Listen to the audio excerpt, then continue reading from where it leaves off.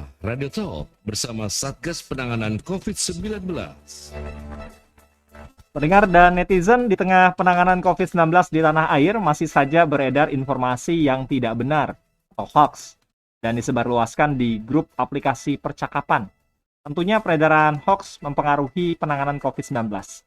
Seperti apa hoax berefek terhadap masyarakat dan juga upaya penanganan pandemi COVID-19 yang dilakukan oleh pemerintah, utamanya adalah Satgas Penanganan COVID-19. Simak pembahasan selengkapnya dalam Radio Talk pagi ini bersama Satgas Penanganan COVID-19 dengan tema Stop Sebarkan Hoax COVID-19. Saya Beri Hamzah, inilah Radio Talk selengkapnya.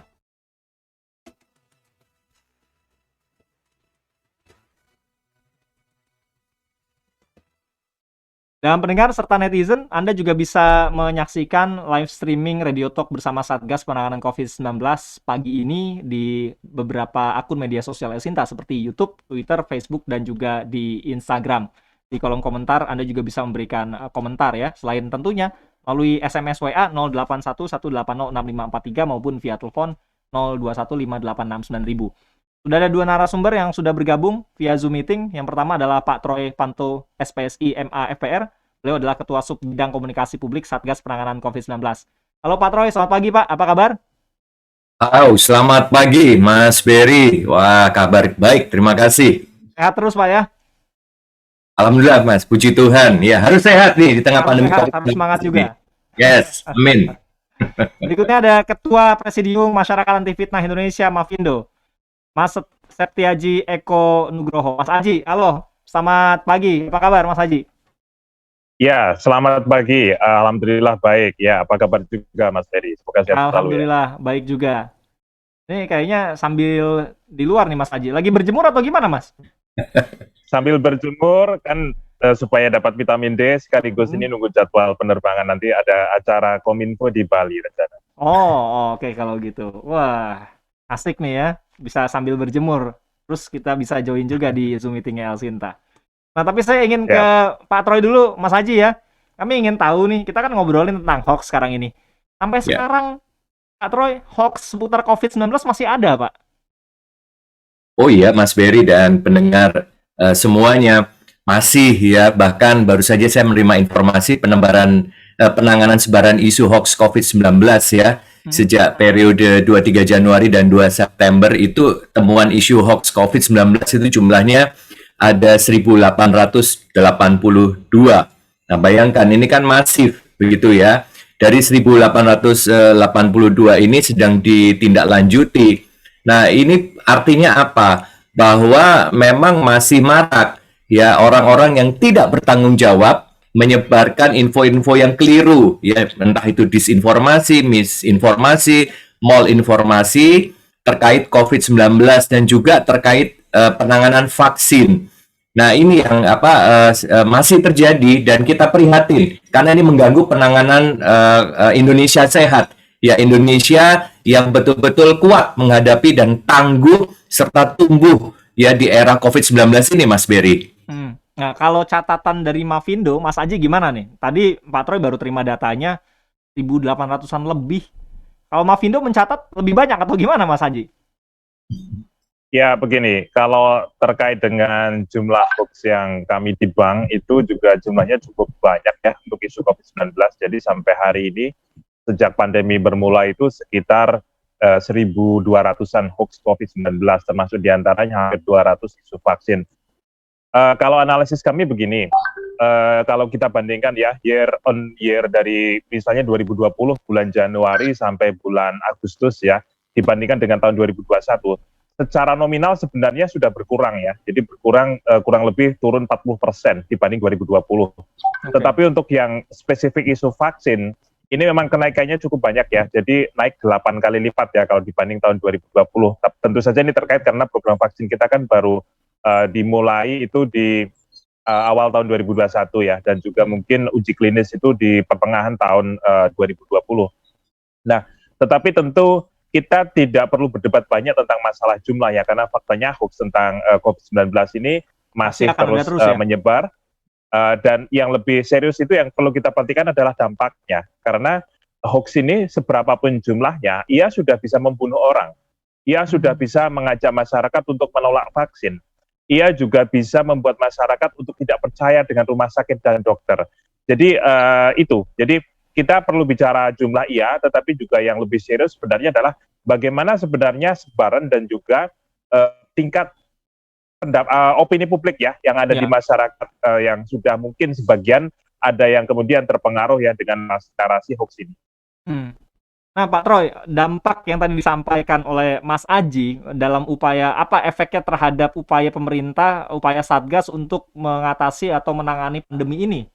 Sampai sejauh ini bagaimana dampaknya?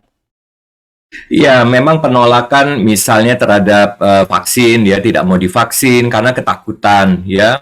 Kemudian tidak mau divaksin karena percaya dengan hembusan tentang teori konspirasi yang membuat orang menjadi ragu-ragu untuk mau divaksin. Nah, ini dampak-dampaknya. Kemudian menunda, ya orang ingin divaksin jadi tertunda karena apa? Ya nanti dulu lah, nunggu arahan dari katanya orang-orang penting yang di atasnya atau orang-orang berpengaruh di atasnya. Bahkan kemudian orang-orang tua ini yang kasihan, Mas Berry dan pendengar. Mereka itu sebetulnya pernah divaksin, tetapi mungkin orang-orang sekitarnya menakut-nakuti. Nah, ini dampaknya. Nah, ini masalah vaksin. Nah, kemudian masalah COVID-19 sendiri, penanganan COVID. Nah, sudah ada informasi yang mengatakan bahwa gara-gara berita-berita yang tidak benar, yang dihembus-hembuskan oleh orang-orang yang nggak bertanggung jawab itu, karena masker itu membuat orang menjadi sesak napas, kemudian membuat kondisi malam menjadi tidak baik, orang nggak pakai masker. Nah, ini kan berdampak buruk, malah kemudian orang terkena COVID-19. Padahal ini menjungkir balikan protokol kesehatan dan protokol penanganan COVID-19, dan ini memang masif. Tadi Mas Zek betul banget ya. Bukan hanya di kota-kota besar, bahkan sudah masuk di pelosok-pelosok. Kenapa ya? Karena penggunaan gadget, sosial media, dan jalur-jalur pemberitaan itu kan masif. Nah, upaya-upaya seperti inilah ini menjadi sangat penting untuk mencegah menjadi lebih fatal. Ya, ini perlu pandangan dan juga niat baik dari masyarakat juga sebetulnya untuk memerangi hoax, karena produksi hoax dimanapun pasti akan ada, tapi hoax itu kan bisa berhenti dimulai dari diri kita ya. Nanti mungkin bisa ditambahkan juga oleh Mas Aji dan juga Pak Troy.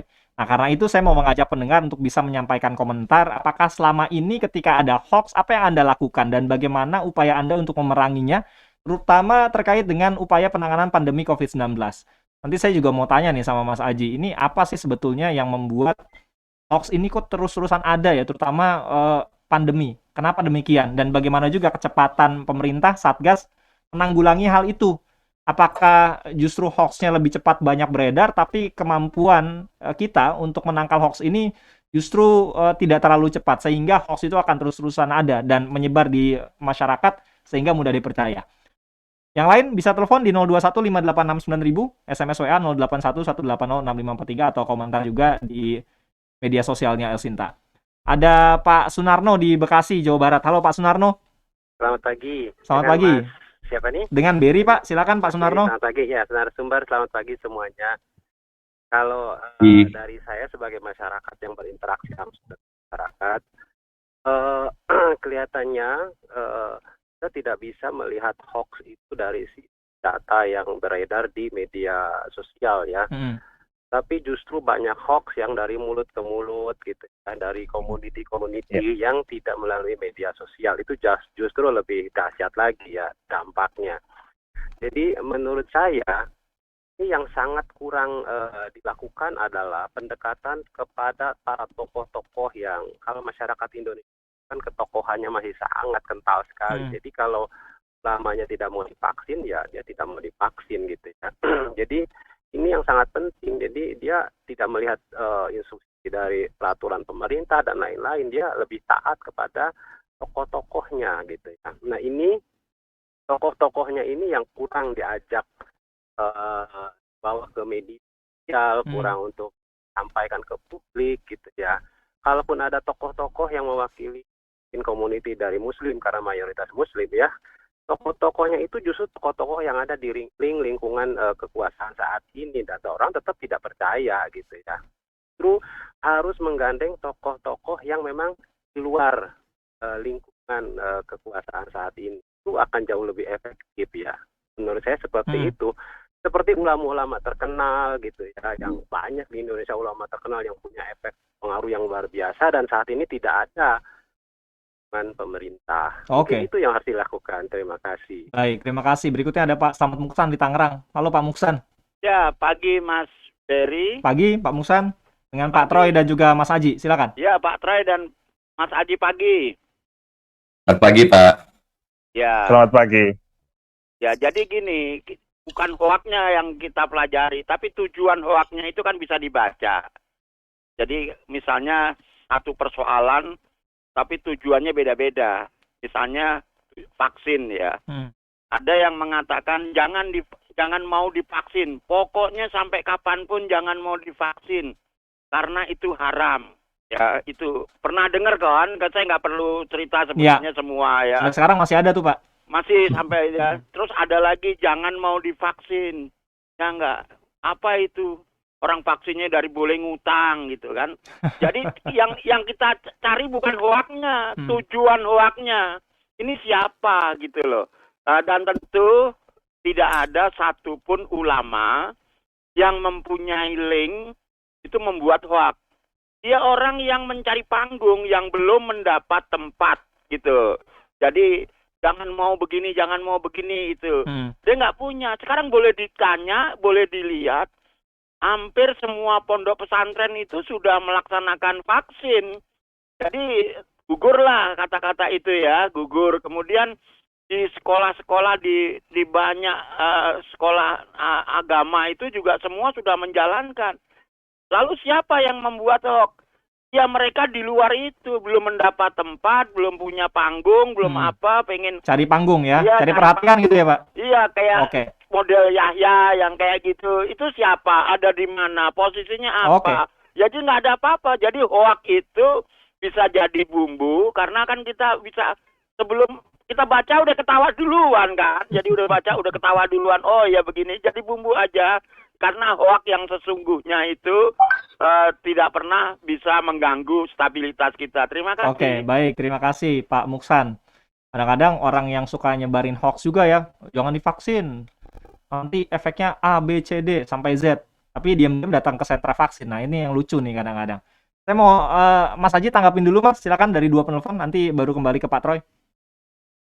Baik, terima kasih. Yang pertama Pak Sumarno ya, itu pendapat yang saya rasa sangat menarik sekali ya. Jadi sesuai dengan hasil dari penelitian yang dilakukan oleh Kementerian Kominfo dan juga Kata Data, memang betul yang paling tinggi didengar oleh masyarakat itu kalau ranking paling atas itu para tokoh agama. Jadi melihat situasi masyarakat Indonesia gini kan hierarkis ya, berbasis ketokohan.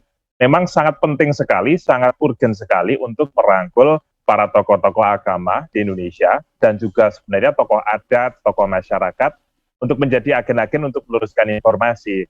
3 minggu yang lalu saya kebetulan juga ada diskusi bersama dengan Kiai Haji Khalil Nafis ya, beliau adalah Ketua MUI Pusat.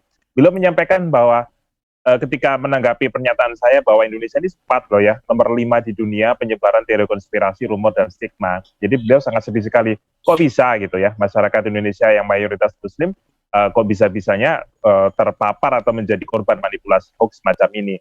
Jadi sudah ada kesadaran, sudah ada upaya-upaya gitu ya, tetapi saya rasa ini memang butuh untuk semakin diintenskan ya, kerjasama berbagai pihak antara pemerintah, media, dan juga organisasi keagamaan dan juga tokoh-tokoh agama supaya isu-isu tentang masalah COVID-19, hoax terkait misalnya vaksin, itu juga bisa disampaikan oleh para ustadz misalnya, para kiai, para pendeta di majelisnya, di komunitasnya. Dengan itu saya rasa kita akan bisa menetralisir hoax dengan lebih cepat, karena memang selama ini kita masih punya problem gap antara hoax yang menyebar di masyarakat itu biasanya akan lebih banyak ya, jauh lebih banyak dibanding dengan klarifikasi yang bisa sampai ke masyarakat. Jadi dengan adanya bantuan dari para tokoh agama, dari para ustadz, dari para pendeta, itu saya optimis itu gap itu nanti bisa kita tekan. Jadi itu. Kemudian yang kedua terkait dengan masalah itu ya, tujuan dari orang yang menyebar hoax ya. Ya. Kita harus mengakui bahwa situasi masyarakat sekarang ini terlanjur terbelah ya, terpolarisasi. Ada masyarakat yang pro sains gitu ya, kubu masyarakat rasional, dan ada juga kubu yang sudah mereka menganggap bahwa teori konspirasi sebagai fakta gitu. Misalnya mereka percaya betul bahwa vaksin yang kita terima itu lebih banyak bahayanya daripada manfaatnya. Atau vaksinnya ada kemudian mereka chipnya mengajak, gitu ya. bahkan ada yang seperti itu. Lucu itu, masih ada seperti, padahal ya itu tadi, saya udah divaksin 2 kali nih, saya coba ngomong sama Bill Gates pakai lengan saya itu nggak nyambung gitu. Artinya chipnya kan nggak ada gitu. Nah, jadi kalau terkait dengan tujuan, saya rasa memang bermacam-macam ya. Kita harus akui ada sebagian orang yang menyebarkan hoax itu karena mereka sedang merasa berjuang. Mereka sedang merasa bahwa isu-isu tadi itu adalah mereka perlu perjuangkan. Nah, memang mungkin akan sulit ya kita untuk berbicara dengan mereka. Tetapi yang perlu kita lindungi adalah masyarakat yang di tengah. Yang ini jumlahnya banyak ya, masyarakat yang ada di tengah, yang mereka selama ini mungkin akan lebih cepat terpapar dengan hoax yang muncul sampai melalui grup WhatsApp-nya, melalui akun Facebook-nya gitu ya. Mereka dengan mudah bisa dapatkan informasi-informasi yang sebenarnya itu meragukan. Nah, mereka yang harus kita lindungi, mereka yang harus kita yakinkan bahwa kita tetap harus setia dengan fakta, kita harus percaya dengan rumusan-rumusan yang sudah merupakan hasil kerja keras dari para pakar, dari otoritas gitu. Tidak ada cara lain gitu. Jadi yang kita tidak perlu berusaha keras untuk semuanya bisa bebas hoax ya, tetapi paling tidak mayoritas itu yang besar itu bisa kita ajak untuk kemudian mereka lebih percaya kepada rasional daripada kepada rasio, kepada fakta daripada teori konspirasi yang mungkin lebih lebih menggoda mereka. Begitu. Baik. Sebelum saya ke Pak Troy lagi, ternyata ada satu penelpon lagi ya. Kita terima 3 penelpon dulu di sesi awal ini. Ada Pak Sujud di Pondok Labu. Halo Pak Sujud. Selamat pagi Pak, silakan Pak. Pak, kemarin saya kan di sini tapi istilah di kampung itu banyak yang minat Pak. Ternyata vaksinnya yang nggak ada. Oh ya, ini bukan soal hoaxnya ya, tapi sudah mau divaksin tapi ketersediaan vaksinnya ya. Ya, tapi nggak pada percaya sudah Pak. Oh gitu, ada hoax tapi nggak percaya tetap mau divaksin ya. Wah ini bagus Pak. Mantap. Ya. Bagus Pak. Saya pun juga habis vaksin yang kedua di sini. Saya dari Bojonegoro, aslinya KTP-nya, tapi vaksin di rumah sakit Pasar Minggu saya pergi sendiri tanpa enak gitu pelayanannya, KTP juga. Aman ya Pak, nggak apa-apa kan habis vaksin kedua? Nggak ada apa-apa, makanya istri saya di kampung saya suruh kemarin terdaftar katanya habis, terus daftar. Oke. Baik. Pak Sujud, terus tularkan ya. Kita perangin nih Pak, terutama hoax soal vaksin. Bapak bisa kasih testimoni nanti kalau teman-teman masih ada yang nolak vaksin karena ABCD ya. Iya ya. Oke. Ya. Terima kasih Pak Sujud di Pondok Labu. Selamat pagi Pak, sehat selalu ya. Silakan Pak Troy. Ini sebetulnya bisa lah ya orang-orang seperti Pak Sujud atau mereka-mereka yang misalkan ya kalau kaitannya dengan COVID, yang pernah kena COVID, testimoni dari mereka yang pernah terpapar ya penyintas, ini bisa juga ngebantu untuk memerangi COVID ya, membantu memerangi soal hoaxnya tadi. Silakan Pak Troy.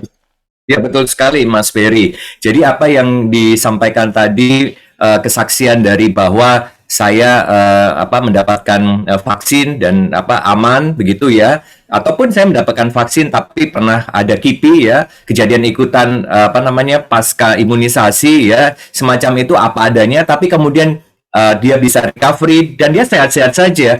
Nah, kesaksian-kesaksian itu memang dibutuhkan karena memang kita butuh sesuatu yang real, yang tidak dibuat-buat. Nah, hoax itu kan too good to be true atau too bad to be true, sesuatu yang berlebihan ya. Kelihatannya wah bagus banget gitu loh. Jelek banget itu ciri-cirinya. Kemudian apa? Sebarkan ya, jangan sampai tidak menyebarkan, kamu nanti akan berdosa ya, misalnya seperti itu. Gitu ya, Pak.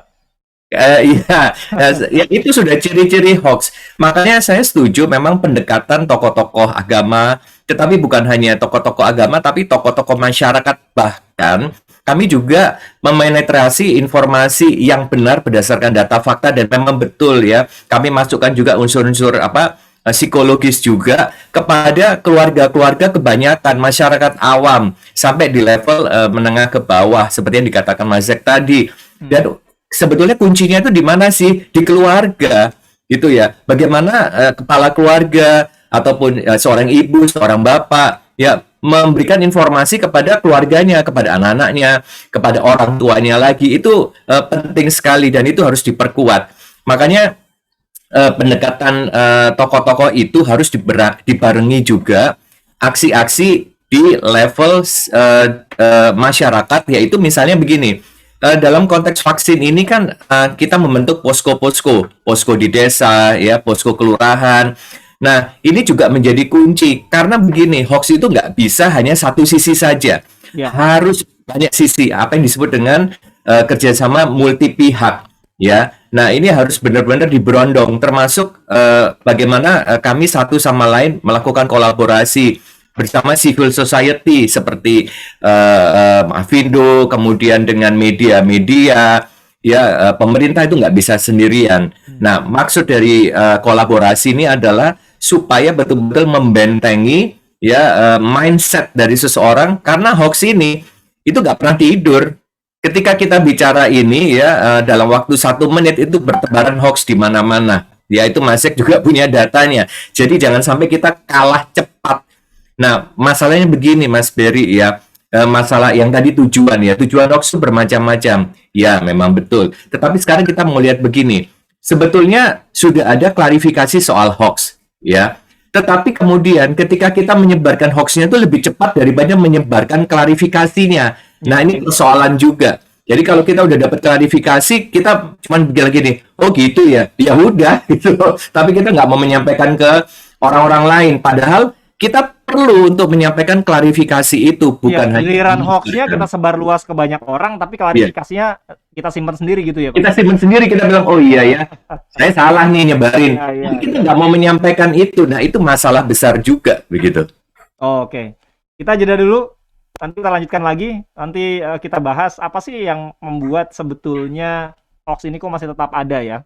Dan tadi kalau sudah disinggung juga oleh Pak Troy, ini bukan hanya tanggung jawab pemerintah, Satgas, tapi kita semuanya. Kita mulai dari keluarga. Nanti kita bahas lagi setelah yang berikut ini, termasuk bagi Anda yang juga ingin menyampaikan komentar via WA, bisa di 081 180 6543, atau via telepon di 021 586 9000. Radio Talk bersama Satgas Penanganan COVID-19. Jangan biarkan kota ini mati. Kita hanya diminta berhenti sejenak. Kita bisa lalui pandemi. Patuhi protokol kesehatan 3M. Semua wajib memakai masker.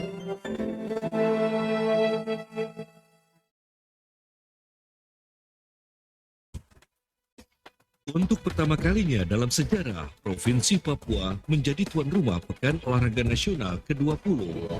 Seperti apa persiapan dan kesiapan yang telah dan sedang dilakukan? Nantikan berita dan informasinya dalam program Jelang Pekan Olahraga Nasional ke-20 Papua.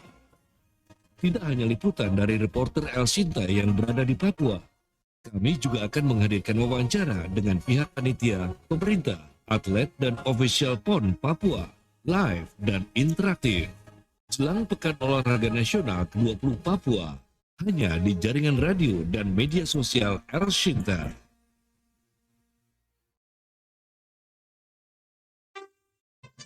Radio Talk bersama Satgas Penanganan COVID-19. Terima kasih pendengar dan juga netizen, Anda masih bersama kami dalam Radio Talk bersama Satgas Penanganan COVID-19. Kita masih membahas tema tentang hoax. Tema lengkapnya adalah Stop Sebarkan Hoax COVID-19.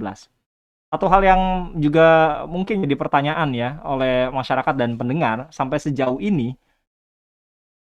otak pembuat hoax ini atau meme apapun ya yang berkaitan dengan pandemi itu sudah banyak yang diproses hukum belum sih?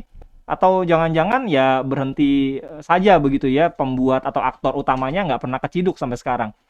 Mas Haji.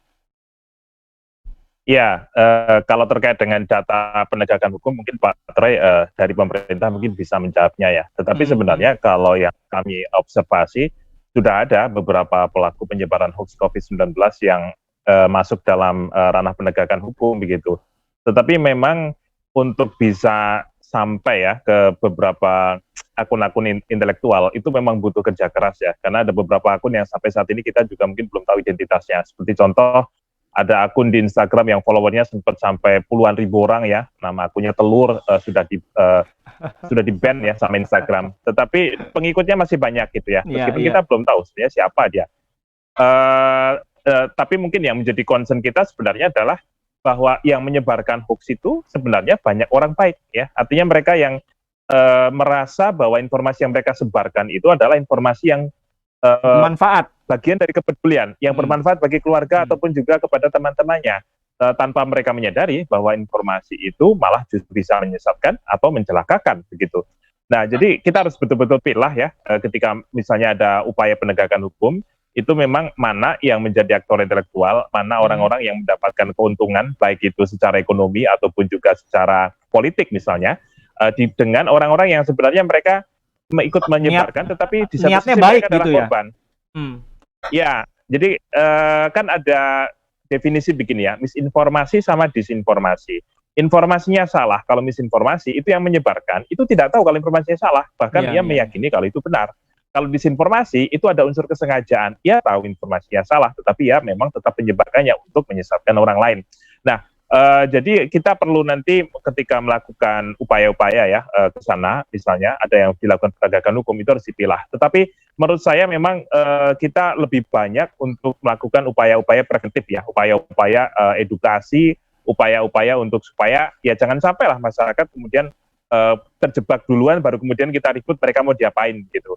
Jadi saya rasa saat ini kita mungkin perlu lebih banyak fokus bicara untuk bagaimana kita menanamkan pola berpikir kritis di masyarakat, kemudian bagaimana caranya untuk melakukan pengecekan sebuah informasi, misalnya ada foto kita dapatkan di grup WhatsApp gitu ya, ini narasinya ini orang-orang pada pingsan habis kena vaksin. Nah, cara ngecek fotonya benar atau tidak gimana? Nah, hal-hal ini yang sebenarnya butuh untuk kita edukasikan kepada masyarakat, dan saat ini berbagai program yang dilakukan seperti program Makin Cakep Digital, kami juga di Mavindo, kita juga sedang berusaha keras untuk menyebarluaskan ya kemampuan atau skills hands-on yang perlu dimiliki oleh masyarakat, khususnya yang mereka setiap hari menggunakan perangkat digital.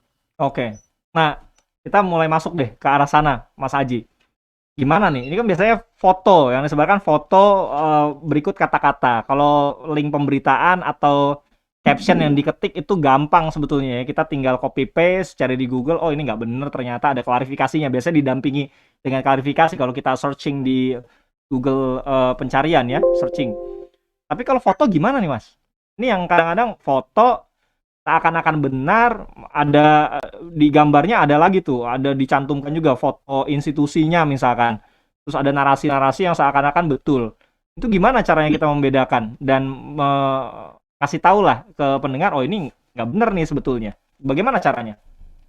Ya, itu menarik sekali. Jadi itu ada beberapa teknik ya. Jadi ada teknik yang namanya adalah reverse search image. Jadi menggunakan Google Image ataupun juga menggunakan Yandex ya. Itu kita bisa melakukan verifikasi. Foto ini aslinya pertama kali dibuat kapan dan konteksnya tentang apa. Itu bisa kita telusuri. Bahkan tidak cuma foto ya, video juga bisa. Makanya kami di program namanya adalah Kelas Bebas Hoax, ini kerjasama Mavindo dengan Kementerian Kominfo, itu kita sedang jalan ini untuk mengedukasi masyarakat. Nih kalau ketemu foto, yuk kita buka Yandex nih, kemudian kita masukin fotonya, ayo kita telusuri nih, foto ini kapan muncul? Jangan-jangan foto 3 tahun yang lalu, tetapi diklaim foto sekarang. Nah kayak kemarin misalnya ada sebuah video yang sempat beredar, katanya dia ada puluhan santri pingsan sesudah mengikuti vaksin gitu ya, videonya ada. Tetapi setelah itu beredar bulan Januari kan, tentu orang akan mengasosiasikan dengan kondisi vaksin COVID-19. Padahal itu faktanya itu adalah video kejadian tahun 2018 ketika ada vaksin difteri di satu kabupaten di Jawa Timur. Ya. Jadi itu memang ada santri yang sempat sakit dan pingsan gara-gara sudah melakukan vaksin difteri, tetapi itu hanya KIPI yang kemudian mereka sembuh semua gitu ya dalam beberapa jam gitu. Tetapi kan ketika itu disebarkan di tengah situasi vaksinasi sekarang, itu kan membuat orang takut gitu ya. Nah kemudian kita ngajari, ini cara jadi heboh. Nah kita ngajari, ayo kita lakukan cek fakta. Jadi dengan menggunakan beberapa tools ya yang kita ajarkan sebagai contoh, yang biasa kita gunakan itu adalah in-feed ya, yaitu yang bisa kita pasang di Google Chrome, kita fragmentasi video itu ketemu dengan frame-frame-nya, nanti frame-nya kita masukkan ke search engine untuk kita cari tahu lebih dalam ini sebenarnya video tentang apa. Nah, akhirnya ketemu bahwa ini video lama, dan kasus semacam ini itu banyak sekali terjadi. Artinya saya merasa bahwa skills kita bukan hanya cukup untuk melakukan perbandingan informasi ya, tetapi skills untuk melakukan menggali informasi, Google dengan lebih powerful lagi ya, bahasa kita adalah power googling misalnya, itu saya rasa perlu menjadi bagian dari standar literasi digital masyarakat kita. Begitu Mas Ferry. Oke, cara-cara inilah yang kiranya harusnya kita sebarluaskan, bukan hoax-nya nih yang kita sebarluaskan ya. Saya mau sapa dulu, nanti baru ke Pak Troy lagi. Ada 3 penelpon ya. Pak Andi di Jakarta Selatan. Halo Pak Andi. Halo, selamat pagi. Selamat pagi. Dan narasumber. Silakan Pak Andi. Ya, saya ini waktu pendidikan dulu tentang hoax ini kan hubungannya dengan komunikasi ya. Jadi beratnya kan komunikasi. Nah, kalau waktu saya di pendidikan dulu, kalau komunikasi itu ya seperti radio inilah. Jadi kalau kita mau dengar siaran radio itu ya harus dengan frekuensi yang sama gitu. Jadi kalau dia mau berita apapun dan kabar apapun, tapi kalau nggak frekuensinya sama, nggak akan mendengar, nggak akan mendapatkan berita tersebut gitu. Itu ilustrasi aja. Dan juga kalau ini atau kalau saya minta tolong ke Elsinta aja. Ya. Ini tentang vaksin ya, hoax vaksin ya. Saya minta tolong sama Elsinta untuk mendapatkan ini di Jakarta saja. Saya pengalaman saya untuk anak saya untuk mendapatkan vaksin aja itu cukup membingungkan, walaupun udah daftar di Jaki, pakai Zaki atau pakai pelindung Peduli Lindungi. Peduli Lindungi ya. Itu ya juga agak merepotkan karena apa? Saya takutnya suntik pertama sama suntik kedua beda. Pertama itu ya. Dan yang suntik pertama, misalnya pun suntik pertama udah dapat gampang, untuk mencari waktu, tapi alhamdulillah anak saya sudah dapat bisa. Tapi ya saya mau berbagi kan susahnya itu di mana. Kalau untuk mendapatkan yang keduanya itu agak susah. Nah, saya minta tolong ke Elsinta supaya setiap hari seperti mengumumkan loket SIM itu ada di mana. Gitu. Oh iya. Nah, jadi Elsinta agak membantu masyarakat di semuanya Jakarta gitu. Jadi saya pikir itu juga sangat membantu sekali setiap hari. Kalau perlu setiap 2 jam diumumin gitu. Karena saya yakin banyak orang yang masih kebingungan ya Pak ya. Dan sebenarnya dia pengen divaksinasi gitu. Oke, ya. Terima kasih. Terima kasih Pak Andi. Terima kasih sekali lagi usulan dan masukannya. Nanti mungkin Pak Troy juga bisa bantu jawab nih ya mengenai hal tadi. Ada Pak Vero di Pondok Gede berikutnya. Halo Pak Vero. Pak Vero masih bersama kami, Pak? Udah terputus. Kalau yang lain, penggantinya Pak Vero mau telepon boleh juga ya. Ada Pak Kris di Probolinggo berikutnya. Halo Pak Kris. Halo, selamat pagi. Selamat pagi Pak Kris, silakan Pak. Begitu, nah saya itu kan orang sudah sepuh ya, sudah umur 70. Saya juga divaksin ini dihuat oleh orang-orang itu. Kamu jangan vaksin. Nanti vaksin kedua kamu bisa meninggal, bisa gini katanya. Nah, aduh. Banyak. Tapi Bapak udah vaksin, Pak? Sudah vaksin kedua? Sudah selesai, nak. Alhamdulillah. Alhamdulillah. Nggak apa-apa kan, Pak ya? Oh, nggak apa-apa, nggak ada anunya. Malah saya kepada orang-orang yang gitu, saya katakan gitu. Buktiin yang mana? Saya nggak meninggal karena vaksin gitu ya, Pak? Bukan gitu, saya katakan gitu. Kalau kamu ngomong gitu, saya laporkan ke polisi. Kamu saya gitukan, nak. Wah. Oh, bagus ya. Oke. Sehingga mereka takut. Saya tidak menyalahkan mereka, nak. Kadang-kadang di sini, di keadaan di sini, orang sakit sedikit saja, ya mulai 20 tahun 20 itu. 2020. Orang yang sakit panas sedikit, dan sudah di-COVID-kan, gitu. Oke. Jadi orang-orang itu takut, nak mau ke itu takut, gitu. Baik. Sehingga kan mereka sedang-sedang yang sakit COVID itu tidak ada santunan, tidak ada apa-apa, sehingga orang itu menuduhnya yang enggak. Wah, itu kainan dokternya kalau gitu kadang-kadang. Oke, baik, Pak Kris. Terima kasih ya, Pak Kris ya. Kan hoax ini insya Allah sudah ada. Amin. Oke. Iya. Terima kasih Pak Kris. Selamat pagi. Sehat selalu Pak Kris di Probolinggo, Jawa Timur. Nah, ini kadang-kadang informasi semacam ini juga kan bisa jadi disinformasi ya sebetulnya, informasi-informasi yang keliru tadi soal di-COVID-kan, soal informasi mengenai vaksinasi. Kalau udah pertama vaksin, yang kedua jadi susah untuk mendapatkannya. Gimana Pak Troy? Silakan Pak, bisa menjawab Pak. Iya, jadi dasar dari penanganan hoax itu juga salah satunya adalah penanganan di hulu, ya Mas ya, dan juga para pendengar. Nah, kembali penanganan di hulu ini memerlukan betul-betul dukungan semua pihak dan memberikan edukasi yang tepat tentang komunikasi. Itu saya setuju. Nah, komunikasi ya, unsur salah satunya adalah bagaimana memberikan digital literacy atau literasi digital. Jadi digital itu bukan hanya soal menggunakan Facebook, TikTok, ya, Instagram, Twitter dan sebagainya, tapi bagaimana secara bijak kemudian segala channel itu kita pakai dengan tepat. Apa sih yang mau kita sampaikan di sosial media itu? Kemudian informasi seperti apa sih yang menarik? Ya bukan berarti kemudian menjadi kaku ya, tetapi banyak hal yang soal hobi lah dan sebagainya. Nah, soal kepedulian kita terhadap lingkungan, aspek sosial, nah itu dimasukkan di situ, kemudian disampaikan secara bijak. Nah, ini sebetulnya sudah banyak membantu untuk melawan hoax yang beredar di masyarakat. Nah, kembali lagi kalau soal vaksin dan sebagainya, sebetulnya informasinya ada, dan pemerintah sudah memberikan panduan untuk hal tersebut. Nah, pendengar bisa membuka di website covid19.go.id. Sekali lagi ya, covid19.go.id. Nah, di situ ada info vaksin, di mana vaksin-vaksin yang bisa pendengar bisa lakukan ya. Kemudian di daerah-daerah pun ya itu ada informasi terkait vaksin ya, di provinsi maupun kabupaten memang tersedia. Nah, yang paling penting adalah kemudian bila mana ada keluhan itu disampaikan saja, dan itu ada salurannya. Nah, persoalannya itu kan begini, banyak mungkin masyarakat yang tidak tahu dan tidak tahu mesti mengeluh kemana. Nah, kemudian larinya ke media sosial. Nah, kemudian diputar balikan jadi hoax. Yang tadinya pertama tidak sengaja, kemudian beralih menjadi sengaja. Karena hoax itu kan berakar daripada percaya begitu saja, percaya dengan keyakinannya, kemudian percaya dengan orang yang menyebarkan, dan percaya dengan iming-iming dan sebagainya.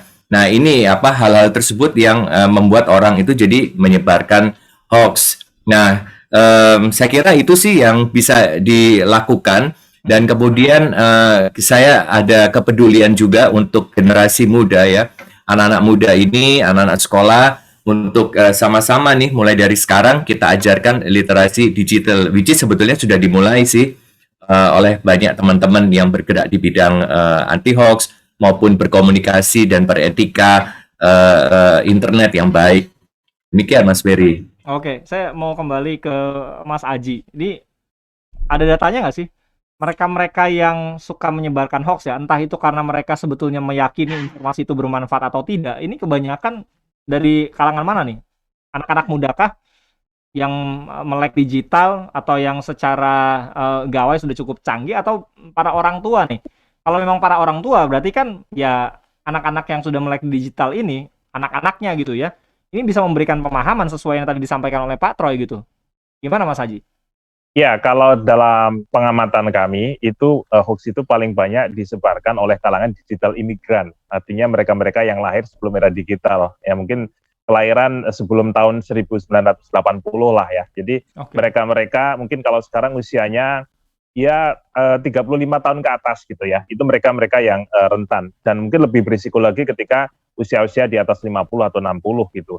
Jadi anak-anak muda itu mungkin memang tidak saat ini ya, tidak menjadi bagian dari penyebaran hoax ya. Meskipun tidak dipungkiri ada juga anak-anak muda yang mungkin beberapa kali menyebarkan konten-konten yang tidak benar. Tetapi yang paling masif ini kan sebenarnya adalah di kalangan orang tua ya. Jadi makanya kita butuh pendekatan khusus ya. Misalnya Karena kalau anak-anak sekolah kan mungkin lebih mudah karena kita bisa mengakses mereka melalui edukasi formal ya, masih ada di sekolah, masih ada di kampus gitu. Ya. Tetapi orang-orang tua ini kan kita butuh strategi yang lebih unik ya, karena mereka kan sudah tidak bersekolah lagi. Edukasi non formal apa yang kira-kira nanti bisa kita lakukan? Nah, saat ini sebenarnya sudah mulai dilakukan ya. Jadi edukasi melalui jalur-jalur organisasi kemasyarakatan, kemudian melalui jalur-jalur keagamaan, itu sebenarnya sudah mulai dilakukan. Tetapi memang jumlah masyarakat kita ini kan 300 juta ya. Jadi untuk bisa mengedukasi, menyiapkan kemampuan masyarakat, kemampuan baca informasi digital, dan lebih penting lagi adalah kemampuan menalar ya, kemampuan karena literasi ini definisinya bukan hanya membaca tetapi juga menalar. Jadi nalar itu ada hubungannya dengan tingkat atau leveling pendidikan seseorang nggak sih sebetulnya? Atau kebanyakan gimana ya? Bisa ya, bisa tidak. Maksudnya begini, kita juga menjumpai ada seorang dosen bahkan dia bergelar doktor ya, artinya itu ketika dia bicara dalam bidangnya itu tentu saja tidak mungkin hoax gitu ya. Tapi media sosial kan kadang-kadang menggoda untuk ia berkomentar dalam bidang yang lain. Ya sebagai contoh dulu kan ada seorang pakar ekonomi yang dia menyebutkan bahwa kalau kita ditermongkan itu akan kena radiasi di otak kita. Oh iya. Itu kan yang bilang pakar ekonomi, secara ekonomi dia pakar, kita nggak pernah ragukan. Tapi ketika informasi itu kemudian di luar keilmuannya ya. Di luar keilmuannya, ya itu terjadi, dan saya rasa mungkin contoh-contoh kasusnya mungkin ada yang lain juga gitu. Artinya tantangan untuk tetap berpikir kritis, nalar itu bisa menjadi kewajiban bagi semua kita ya. Artinya tidak tergantung dari level pendidikan, tidak tergantung usia. Ya kita butuh ya untuk mempertajam wawasan kita, mempertajam berpikir kritis kita, karena jebakan-jebakan hoax ini akan selalu ada. Setiap kali ada kejadian atau yang bahasa kita adalah pohon informasi, itu kan selalu disertai dengan benalu-benalu. Katakanlah nanti pandemi ini selesai, hoax COVID mungkin juga otomatis akan menurun.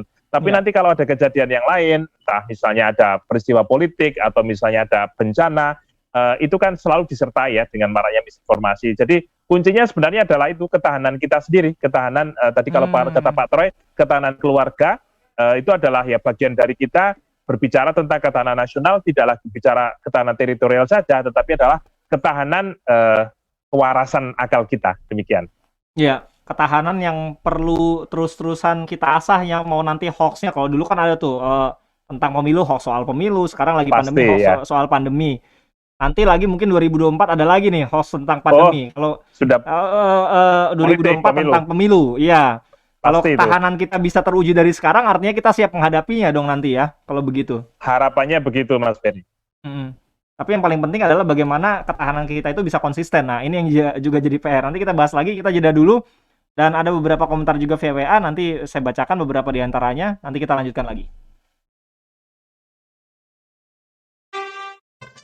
Radio Talk bersama Satgas Penanganan COVID-19. Hai, aku Feni. Sekarang banyak WFH, jadi punya banyak waktu ngedekor ulang barang-barang vintage yang memang kesukaan aku dan suami. Sejak lama kami berburu barang-barang vintage supaya pas nempatin salah satu unit di Caribbean Sumarekon Serpong sudah ready. Kami langsung pilih unit yang luasnya 8x16 meter persegi. Ada juga yang 7x16. Harganya oke kok, mulai 2,3 miliar. Apalagi lokasinya, dekat tol BSD dan Ruko Goldfinch yang memang sudah ramai. Tipe Caribbean ini desainnya modern dan natural, tapi klasik plus homey banget. Suasana klasik ini bikin aku betah kerja dari rumah. Aku bisa lebih tenang berpikir dan matang dalam memutuskan. Kalau sahabat belinya sampai September, bisa dapat Samsung G Flip dan promo menarik lainnya. Bunga KPR-nya 3,99 fix 2 tahun. Tunggu apa lagi? Hubungi 021 5421 0008. Atau www.sumarekonserpong.com.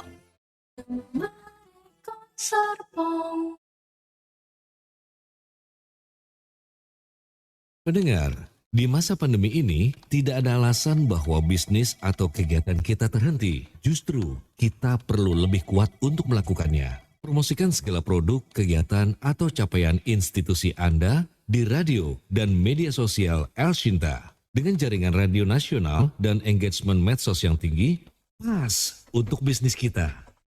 Beriklan, hubungi Tim Sales El Shinta, Eva Patriana, 0856 4242 5064. Samantha, 0857 1596 4229. Jadikan El Shinta sarana promosi bisnis dan kegiatan kita.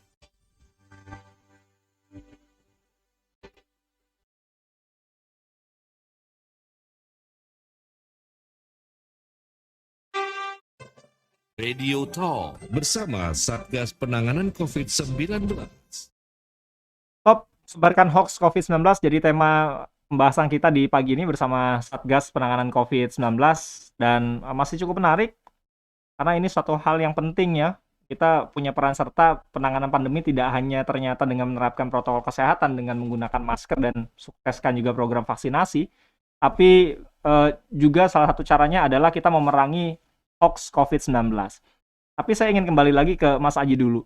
Seberapa bahayanya, Mas, kalau hoax seputar pandemi ini itu dibiarkan begitu saja tanpa kita mengcounternya? Apalagi tadi di awal juga Pak Troy mengatakan kecepatan persebaran atau penyebaran hoax ini begitu cepat dibandingkan kecepatan kita dalam mengcounternya.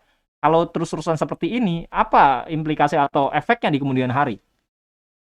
Ya, Mas Ferry, implikasi paling serius adalah ketika penanganan pandemi ini terganggu sehingga situasi COVID-19 ini nggak segera usai dari negeri ini. Jadi yang kalau misalnya kita bisa kompak, solid, kita tidak percaya hoax, kita patuh kepada protokol kesehatan, mungkin katakanlah kita bisa selesai pandemi ini 6 bulan ke depan. Tetapi ketika misalnya kita berpecah belah, kemudian ada yang termakan hoax gitu ya, ya kita tidak tahu, bisa jadi akan melebar jadi 2 tahun, 3 tahun ke depan gitu. Jadi penting sekali kita untuk bisa bersepakat bahwa hoax ini adalah salah satu noise, gangguan yang perlu kita hajar bersama-sama. Artinya kita pastikan supaya keputusan penting yang diambil oleh masyarakat di masa-masa kritis semacam ini adalah keputusan yang terbaik atas dasar informasi yang terbaik juga. Jadi itu urgensinya. Jadi kalau secara detail itu kemarin sudah ada beberapa laporan mereka yang meninggal gara-gara mereka percaya kalau rumah sakit di-COVID-kan, itu sudah ada beberapa laporan masuk. Demikian juga kalau saya itu tinggal di di Jogja, itu sempat ada isu kalau ambulans kosong itu katanya disuruh berputar-putar di kota untuk menakuti masyarakat. Ya. Nah, itu di sini itu sudah ada kejadian ambulans yang dipecah kacanya, dirusak oleh masyarakat yang menjadi korban hoax itu. Jadi hoax itu harus betul-betul kita lawan karena kasihan sekali para tenaga kesehatan yang sudah berjibaku, teman-teman yang saat ini juga mereka mungkin tanpa istirahat yang cukup gitu ya, meninggalkan keluarga gitu ya, untuk menyelamatkan kita semua, tapi kok malah mereka jadi korban hasut ya, yang sering muncul di media sosial. Janganlah. Jadi marilah kita kompak, marilah kita segera kita selesaikan pandemi ini dengan cara patuh protokol kesehatan, dan juga jangan sampai kita menjadi korban manipulasi hoax dan teori konspirasi, Mas Ferry. Oke. Saya pernah baca juga kalau hoax ataupun berita tidak benar ini lama-kelamaan kita biarkan, justru itu jadi akan jadi pembenaran ya, dan akan jadi satu hal yang dipercaya sama masyarakat. Itu bahayanya di sana ya. Ya, itu kan ininya ya, strateginya kalau bahasanya adalah Joseph Goebbels ya, menteri penerangannya zaman Hitler. Jadi informasi sesat itu kalau disiarkan berulang-ulang, berkali-kali muncul itu, maka dianggap sebagai kebenaran. Nah, saya rasa disinilah pentingnya kita untuk mengetahui bahwa ada klarifikasi kok, sudah ada banyak informasi-informasi yang bisa meluruskan informasi itu. Nah, problemnya adalah mungkin belum semua masyarakat tahu. Tadi kalau Pak Troy menyebut ada situs COVID-19 Go.id, itu sudah banyak sekali informasi yang bisa dijadikan rujukan oleh masyarakat terkait dengan berbagai isu. Termasuk ada kanal Hoaxbuster juga, di mana kami juga bekerja sama dalam hal ini. Jadi sebenarnya sudah ada banyak informasi, karena dengan adanya kolaborasi ya, saat ini kita punya grup besar lintas organisasi, kementerian, lembaga, kemudian ada organisasi masyarakat sipil seperti kami ada di sana, para tokoh-tokoh kesehatan juga ada di sana. Untuk klarifikasi itu sekarang bisa dilakukan dengan cepat, tetapi memang tantangan kita adalah bagaimana supaya masyarakat bisa tahu bahwa sudah ada klarifikasinya. Nah, ini yang saya rasa menjadi PR kita untuk beberapa waktu ke depan. Begitu, Mas Ferry. Oke, ini ada Pak Suprihatin via WA. Rakyat cerdas sepakat dengan stop konten-konten hoax. Nah, ini berarti peran serta dari diri kita ya, masing-masing. Saya bacain juga ini. Kalau untuk menangkal hoax misalkan soal vaksin, ya informasinya satu pintu aja kalau kata Pak Darmawan. Hal yang sama juga disampaikan oleh Pak Oscar Tumiwa ya. Masalah vaksin harusnya informasinya ya satu pintu aja, misalnya hanya dari Kementerian Kesehatan aja, tanpa perlu melibatkan lembaga-lembaga lain. sehingga tidak terjadi disinformasi. Silakan Pak Troy, bisa menanggapi juga Pak. Iya, jadi saya setuju ya bahwa memang isu hoax ini adalah isu yang serius dan tidak bisa kemudian didiamkan begitu saja.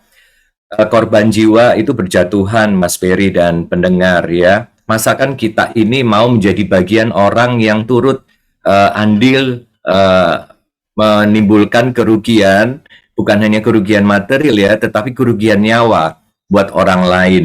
Ya memang kembali lagi berpikir kritis, berpikir nalar, dan kemudian kata kunci berikutnya adalah saring sebelum sharing. Ini bolak-balik disampaikan. Jadi harusnya kita berpikir 2, 3, 4, 5, 10 kali lipat bahkan lebih untuk menyebarkan informasi yang patut dipertanyakan keabsahannya. Salah satu penyebab itu apa? Masyarakat segan atau ragu untuk mencari sumber informasi yang benar. Itu yang disebut dengan verifikasi, ya. Nah, ini yang penting. Masyarakat kemudian merasa bahwa udah ini paling benar sendiri, apalagi yang bicara adalah, maaf ya, dia adalah seorang profesional. Bahkan dia itu katanya ahli kesehatan, ahli ekonomi yang tadi Mas Ek bilang gitu kan ya. Padahal itu semua tidak benar. Makanya di era pandemi COVID-19 ini, salah satu keterampilan yang harus kita lakukan, suka atau tidak suka, mau atau tidak mau, adalah melakukan verifikasi atau pengecekan. Dan sebetulnya ini sudah ada, banyak dilakukan oleh kolaborasi dari civil society maupun media dan pemerintah melalui cek fakta. Nah, di situ banyak sebetulnya informasi yang kemudian kita mau pertanyakan, bahkan ada chatbotnya loh, Mas Berry ya. Itu gampang lewat WA dan sebagainya. Dan penegakan hukum itu adalah salah satu yang memang betul dilakukan oleh aparat penegak hukum ya dalam hal ini. Sudah dilakukan kok, Mas Berry, kan tadi sempat ditanyakan, saya lupa menjawab ya. Betul. Dan itu masif sebetulnya dilakukan oleh teman-teman dari kepolisian ya, Cybercrime Police. Itu jadi shock terapi juga kan sebetulnya untuk mereka-mereka yang coba-coba ikut menyebarkan hoax ya? Iya, dan memang media harus menaikkan pemberitaan itu, karena itu sebagai pembelajaran jangan main-main ya dengan pelecehan informasi ya, karena sudah ada undang-undangnya, undang-undang ITE dan sebagainya. Nah, kepolisian melakukan tugasnya dengan sangat baik, kita patut bersyukur.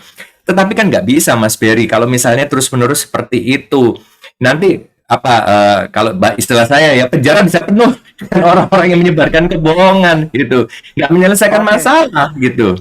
Baik. Sebagai penutup dari Pak Troy, pesan Pak kepada masyarakat di tengah kita sedang menghadapi situasi pandemi yang nggak tahu nih sampai kapan berakhir, kita juga harus perang lawan hoax. Silakan Pak Troy. Ya, kami mengetahui, sangat memahami bahwa pandemi COVID-19 ini mengakibatkan kelelahan secara fisik maupun mental, bahkan keputusasaan ya, dan kemudian kebosanan. Tetapi satu hal yang harus kita pertahankan adalah nyawa kita dan nyawa orang lain, dan masa depan itu masih ada. Dan untuk meraih masa depan itu, mari kita sebarkan berita-berita baik, berita-berita benar, bukan berita bohong, bukan berita hoax. Mari kita tularkan kebaikan dan kebaikan saja ya kepada orang lain. Saring sebelum sharing adalah kata kunci. Mari berpikir kritis, kita bernalar yang baik, karena itu akan menyelamatkan hidup kita dan hidup orang lain.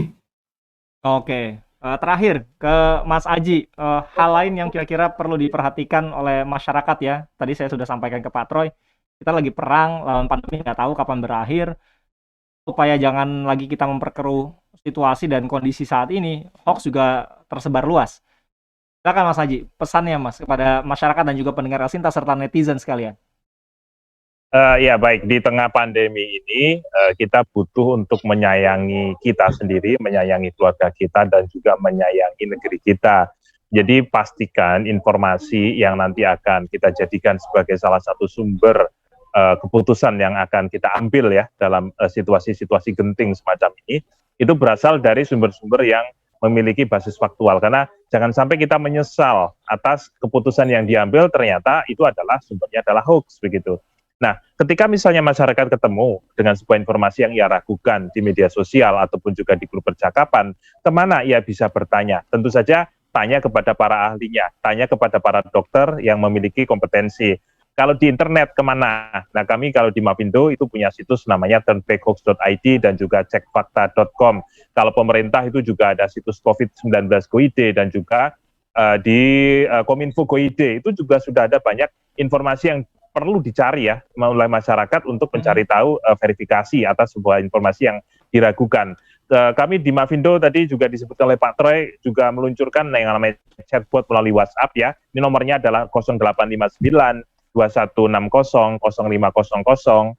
Itu bisa langsung diakses oleh masyarakat 24 jam, bisa bertanya apa betul misalnya bawang putih itu nanti bisa menyembuhkan COVID atau apa betul kalau kita divaksin itu bikin varian baru. Ada ribuan jawaban yang bisa diakses di sana. Jadi jangan sampai dengan sudah adanya informasi yang luas tetapi malah masyarakat belum tahu. Jadi itu sih pesan saya, sayangi kita, sayangi keluarga kita, sayangi negeri kita. Oke, Mas, saya mau catat nomornya. Tadi agak terlewat. 0859 2160 Ya, 0859 ya 0859 2160 kemudian 0500. Itu chatbot Mavindo dan WhatsApp. Oke, baik. Nih kalau mau pendengar ya, terutama kalau ingin tahu tentang hoax atau tidak, silakan bisa chat tadi ya di 0859 2160 0500. Mas Haji dan juga Pak Troy, terima kasih banyak untuk waktu dan penjelasannya ya.